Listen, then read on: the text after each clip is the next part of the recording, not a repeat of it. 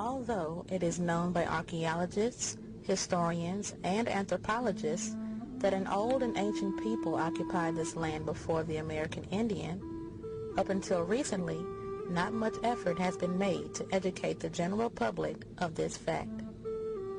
People ask, what are the Ouachita Moors? What's a Ouachita? What's a Moor? And understand, I am a Ouachita Moor. The Ouachita Moors have not gone anywhere. We've not disappeared. We're still here. It's part of American history that most people want to talk about, but beyond just American history, the Ouachita, we have our own history. The history of the Moors is there. It's been twisted and distorted, and it's just murky legends and the stories that kind of hide the evidence of the Ouachita and the Moors. The evidence of the Ouachita is very prevalent. It's just not being promoted and being taught in the education system. No one wants to talk about a race of people who were here, civilized, organized, and giant black people. In the year 711 AD, Muslim forces invaded Spain and created a society so rich and so powerful it was the envy of the known world. This wasn't the rigid, ferocious Islam of our imaginations, but a progressive, sensuous, intellectually curious culture that for a number of spine-tingling years looked set to sweep through the whole of Europe. It is an incredible story, but one that has been systematically written out of history.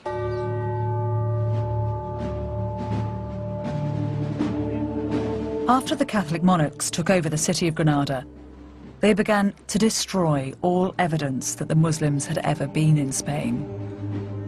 In the following century, the Spanish authorities persecuted and expelled 300,000 Muslims and burned as many as 1 million Arabic books.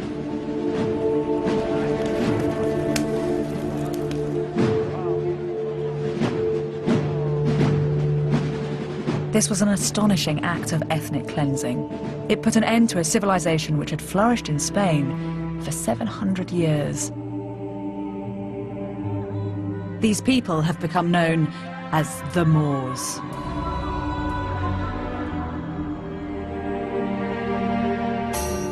But the real Inquisition, that approach that dealt with you all, that is you all the family, is called the Spanish Inquisition.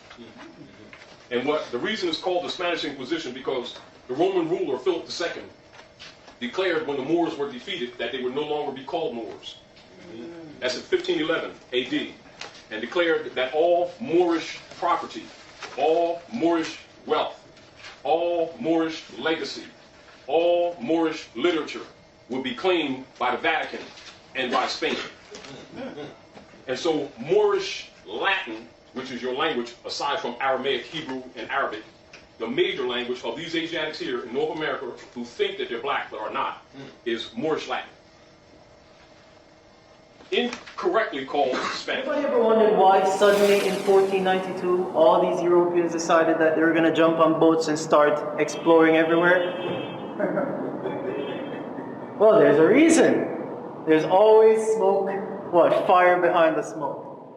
In 1491, 1 year before his first voyage, there was a war between the Moors and the white Europeans.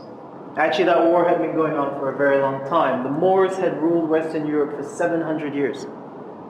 But in 1491, when Queen Isabella and King Ferdinand defeated them at Granada in Spain, Pope Innocente, I love how the popes always have nice names, Pope Innocent. Pope Innocent VIII legalized the enslavement of black people all over the world and the theft of their lands and their wealth by white Europeans. This happened in 1491, and then in 1492, the voyages all started, right?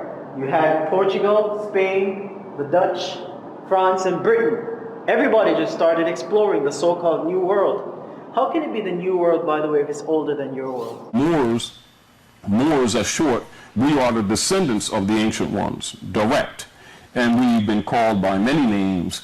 Now, what is important to recognize with us is that as we fell under the Roman yoke, we fell as Moors, legally. That's the last legal name of the people called Moors. Now, some of the brands that are used, or misnomers that are used, are Negro, Black, Indian, West Indian, Latino, colored folks, coon, shine, whatever we call ourselves this week, all of those are Moors. Anyone in the Western Hemisphere that are aboriginal or indigenous to the land are of Moorish descent. You know, that would be the first thing. It's like, what is a Moor? And what is, you know, like they'll say all this stuff about a Moor. I mean, it is the manifestation of the being into the flesh, the being who travels upon the waters of the earth, but first beginning in the waters and also the land of the earth, but beginning in the waters of their mother's womb. The two shapes of the mem relate to water. We all know that life is impossible without water. Water gives life. We can go weeks, maybe months without eating, but we can't go without drinking. Just like water gives life, Torah gives life. The mem is the 13th letter of the Hebrew letters. 13 spells the word ahava, love. And this is connected to how many poets relate to love as flowing like water. Love. That's deep. Love, beloved. What's that lady name? She always talking to the people. Van Zandt. She talked to people, said, beloved, peace, beloved. You all right, beloved? So you see, subconsciously, she's addressing us with our proper name. That's right. But that's what Moor means. So the letter mem is connected to all these ideas: life, love, wisdom, and Torah. And this is manifest very much in the number of mem, which is 40. This is not a coincidence. The number 40 represents Torah itself.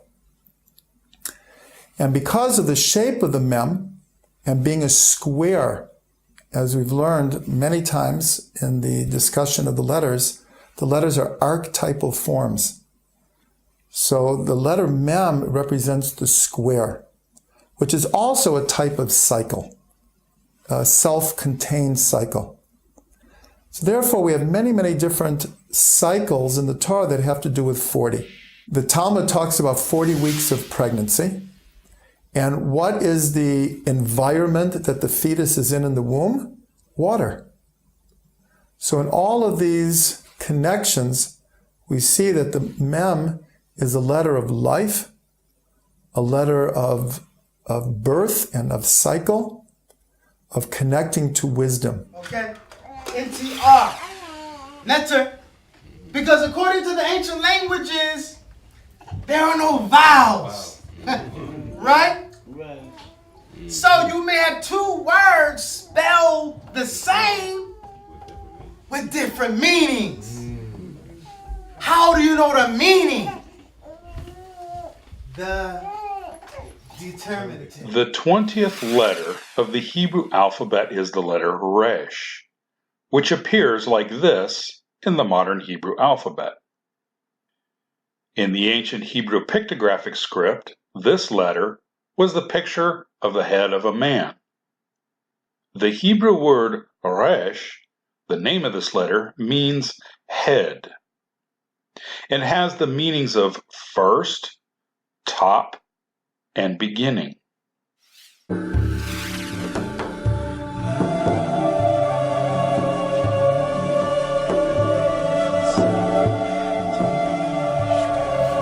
When you look up the word Moor, it just doesn't mean a noun. It's actually an action. So it means that since man is mind and we're all spirit, and then we come into the flesh, so we travel upon the 7 stages of development in the waters of the mother's womb.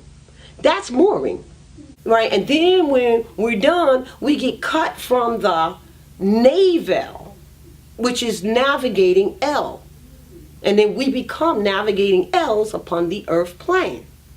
So you start there.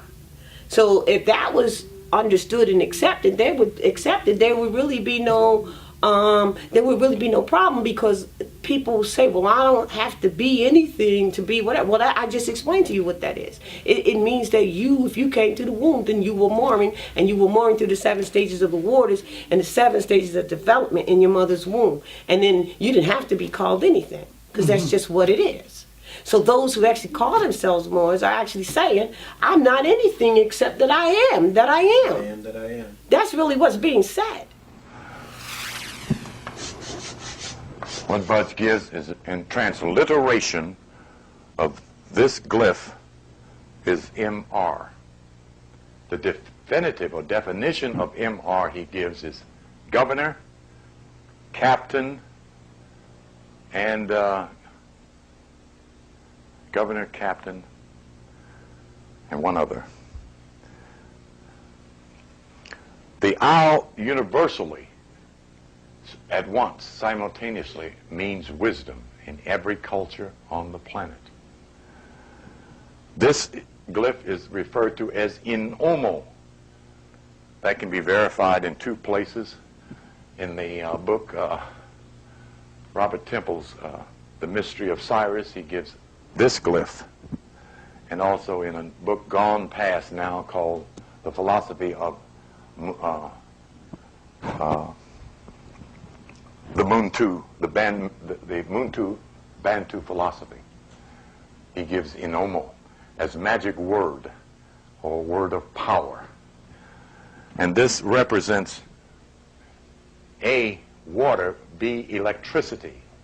The Kemetic Moors' discovery of energy in water made the comparative of a generative picture of water waves as electrical power. So the definition coined here is Lord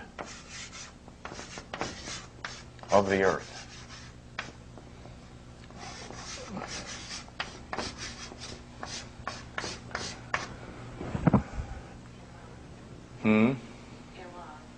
Yes, the clarity here is that any vowel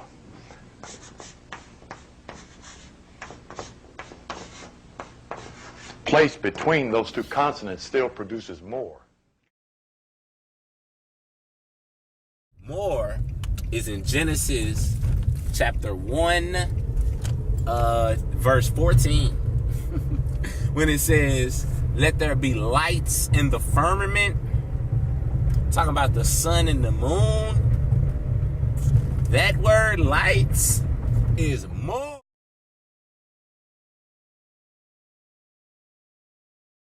So right now what we're looking at is we're looking at the word more in Hebrew. We're looking at the word more in Hebrew.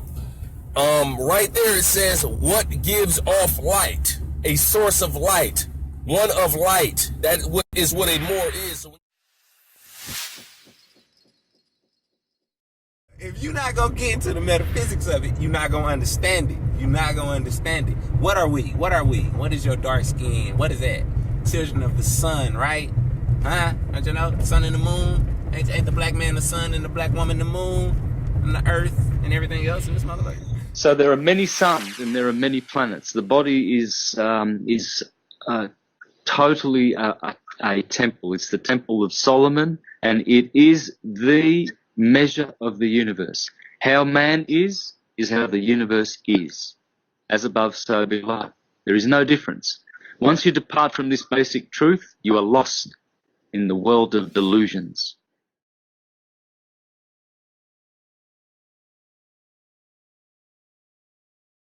Any individual that possesses melanin can be classified as a Moor. Maybe not an active Moor, but they can be classified as a Moor. And we have to understand, too, as well, that that term does not deal with any specific religion or spirituality of an individual. Okay, we're dealing with pedigree, referring to melatonin, referring to what we were before we possessed these bodies. You're not a Negro. You're not a Niger. You are a Moor. You are a one of light.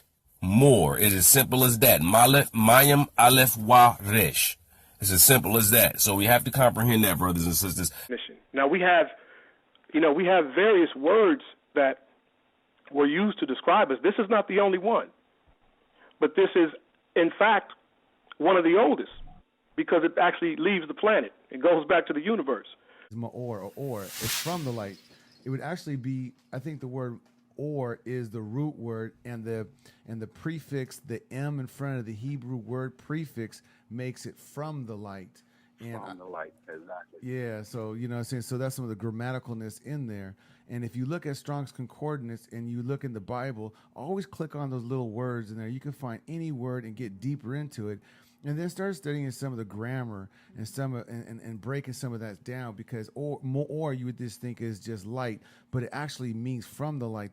Which a lot of Moors are not aware of, because what happens is, due to the systems and teachings of religion, you have religious Moors out there, just like you have religious Christians, just like you have any other type of people organization that focus on the religious teachings, and they don't actually study to get to the spiritual.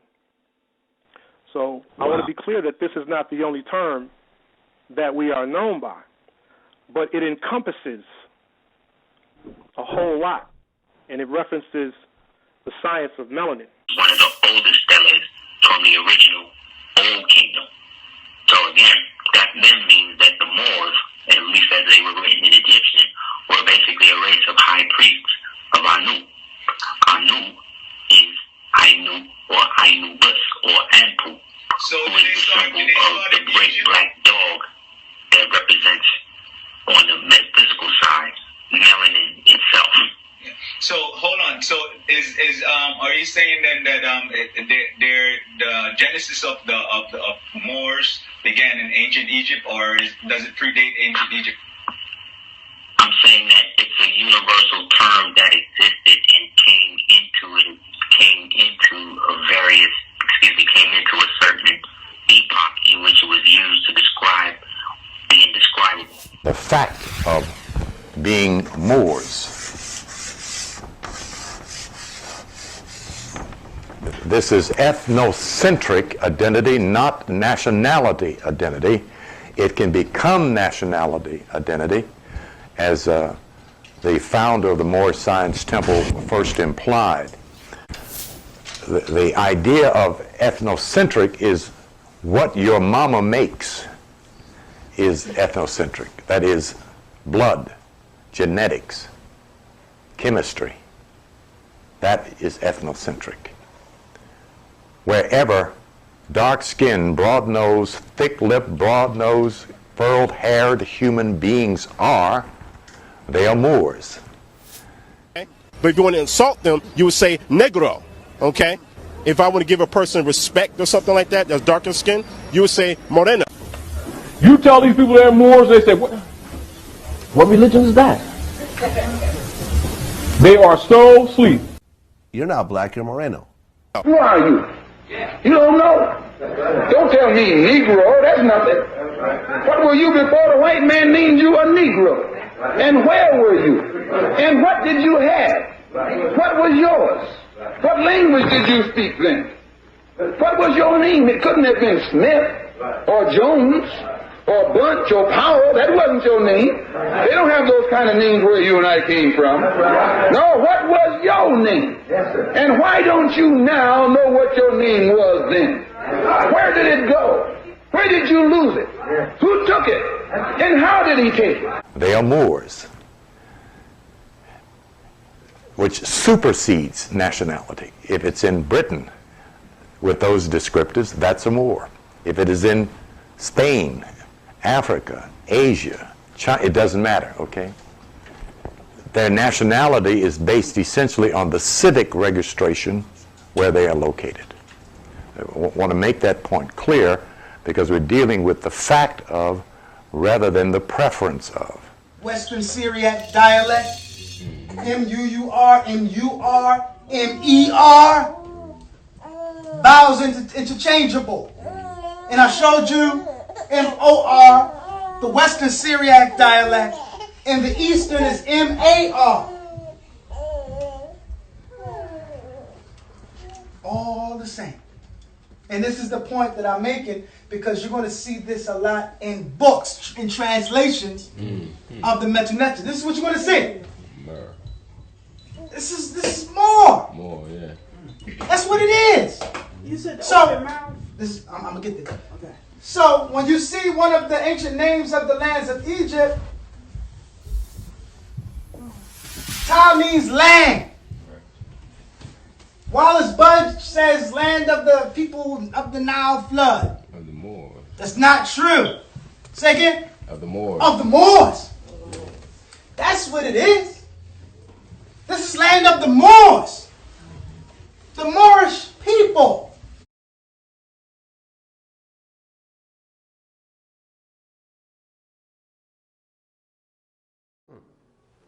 A divine warning by the prophet for the nations. The citizens of all free national governments, according to their national constitution, are all of one family bearing one free national name. Period. I'm going slow because I want you to really absorb this, because this is very revealing. Those who fail to recognize the free national name of their constitutional government are classed as undesirables and are subject to all inferior names and abuses and mistreatments that the citizens are or care to bestow upon them. And it is a sin for any group of people to violate the national constitution laws of a free national government and cling to the names and the principles that delude to slavery. Now that's the first paragraph. You were just revealed of what that great sin that Drew Ali came to redeem you from. What is that great sin? To violate your national constitution. Is he talking about the divine constitution in the Moorish Science Temple? He's talking about your national constitution. Now let me go to the next paragraph. Absorb this. I, the prophet, was prepared by the great God Allah to warn my people to repent from their sinful ways and to go back to that state of mind, to their forefathers, divine and national principles as government, that they will be law abiders and receive their divine right as citizens. Does that sound like religion to you? Did he say that's your divine right? All right, let's follow this. According to the free national constitution that was prepared for all free national beings. Is that clear? Now, who amongst the groups of Moors are communicating with the government in which they live on national principles of constitutional law? Then you know who's supporting the Prophet's program. That's Great Seal activity right there. And anyone that disputes that is disputing the Prophet himself. That's very clear. It doesn't mean they're all doing right either. But I'm setting the law back in your hand, because the Prophet already gave it to you. But that's why that's not emphasized to you. There is but one issue. You hear that?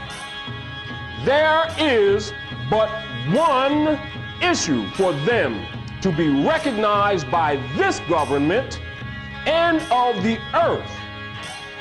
Isn't that plural? Is that confined or is that going out? To be recognized by this government and of the earth. That's your affairs out there.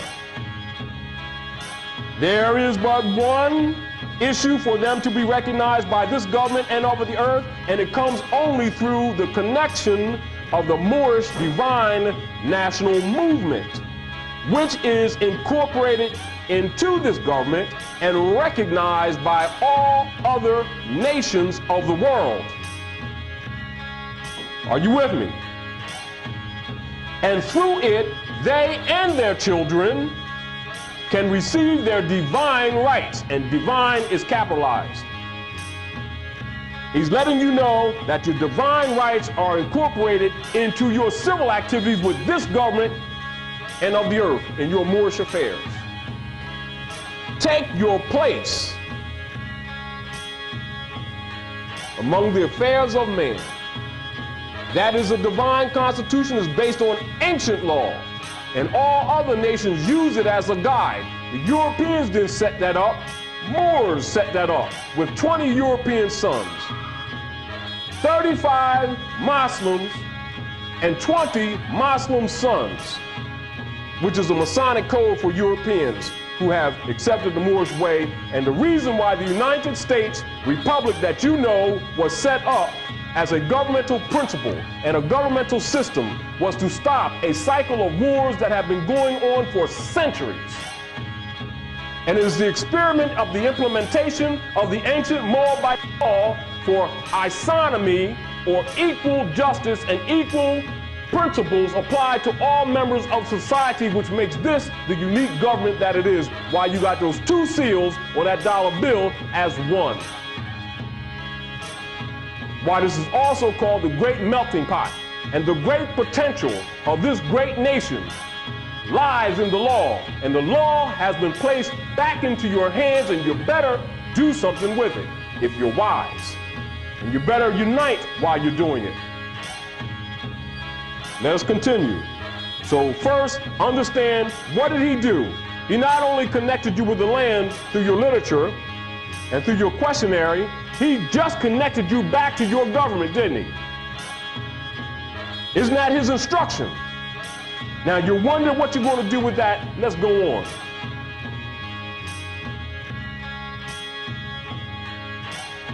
Now, and through it, they and their children can receive their divine rights unmolested by other citizens, so there's an inclusionary there, that they can cast a free national ballot at the polls under the free national constitution of the state's government, and not under a granted privilege as has been the existing condition for many generations. That's that 14th Amendment, Negro person made in the 14th and 15th Amendment, that artificial person that people are fighting with the UCCs. It was already done right here.